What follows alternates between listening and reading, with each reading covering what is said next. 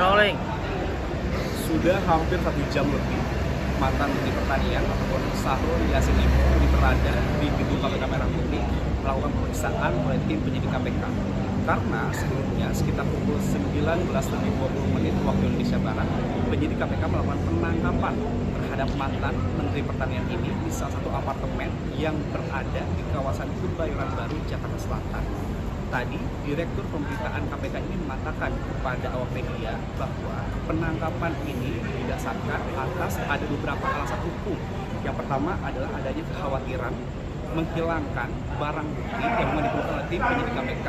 Yang kedua adalah adanya kekhawatiran kabur atau melarikan diri dari tersangka, karena seperti yang kita ketahui bahwa mantan Menteri Pertanian yang telah ditetapkan tersangka oleh pihak dari KPK karena adanya dugaan kasus korupsi yang berada di lingkup Kementerian Pertanian. Lalu sebenarnya disampaikan oleh pihak KPK surat pemanggilan atau pemeriksaan juga sudah dilayangkan kepada mantan Menteri Pertanian, dijadwalkan akan diperiksa pada tanggal 13 Oktober 2023 ataupun hari besok, hari Jumat.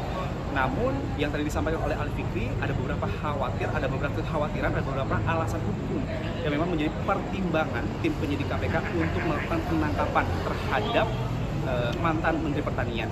Sebelumnya juga disampaikan oleh pihak dari KPK, seharusnya pada saat pemeriksaan sekjen dari Kementerian Pertanian, pada saat diperiksa dan kemudian jadi tersangka, seharusnya juga mantan Menteri Pertanian ataupun Syahrul Yassin Limpo juga menghadiri pemanggilan tersebut.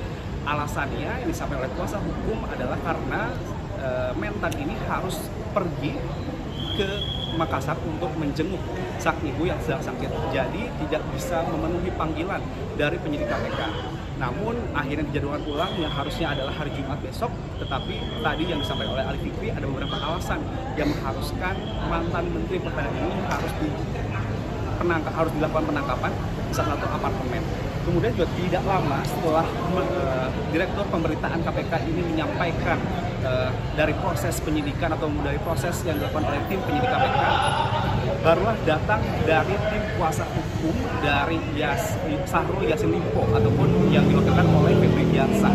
Tadi kuasa hukumnya mengatakan kedatangannya ke sini ini untuk memastikan ataupun mencari informasi sebenarnya apa tujuan dari tim penyidik KPK ini menangkap mantan Menteri Pertanian yang memang sudah ditetapkan tersangka oleh pihak dari KPK, karena sebenarnya surat yang telah diterima oleh kuasa hukum Syahrul Yassin Limpo ini, pemanggilan atau pemeriksaan ini terhadap Yassin Limpo sebagai tersangka ini akan berlangsung pada hari besok atau hari Jumat, tetapi anehnya malah dipanggil malam hari ini.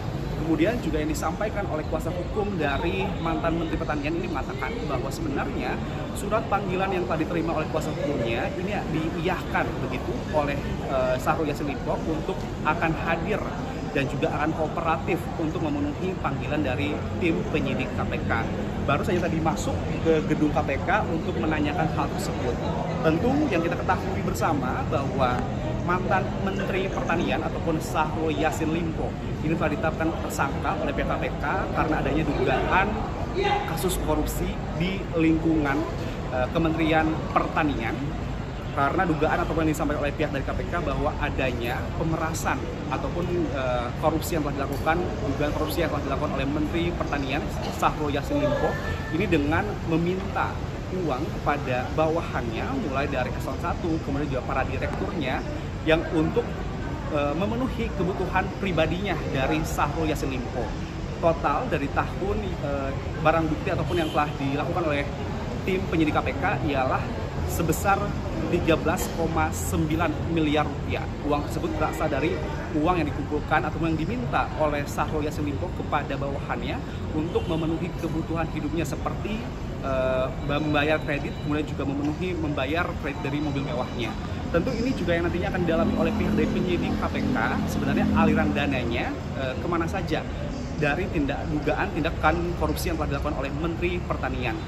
Kemudian juga selain mantan Menteri Pertanian Syahrul Yassin Limpo yang telah ditetapkan oleh tersangka oleh pihak KPK, sebelumnya juga pada hari kemarin atau tepatnya pada hari Rabu pada tanggal 11 Oktober 2023 KPK telah menetapkan Sekretaris Jenderal dari Kementerian Pertanian sebagai tersangka. Kemudian juga ada juga yang dijadikan tersangka, yakni adalah Direktur Penyediaan Barang dan Jual Mesin dari Kementerian Pertanian yang telah dinyatakan oleh tersangka. Namun yang baru ditahan dan baru ditetapkan penahanan oleh pihak KPK adalah baru Sekjen ataupun mantan dari Sekjen Kementerian Pertanian. Sementara hari ini baru datang atau melakukan pemeriksaan oleh tim KPK, yakni adalah mantan Menteri Pertanian Syahrul Yassin Limpo, dan satu lagi untuk tersangka lainnya, yakni adalah Muhammad Hatta, Direktur Penyediaan mesin ataupun alat yang ada di Kementerian Pertanian. Ini juga kami belum mendapat informasinya. Apakah memang hari ini juga akan dilakukan penangkapan oleh tim KPK ataukah memang masih menunggu sesuai dengan surat pemeriksaan tersangka yang telah dilayangkan kepada tersangka tersebut.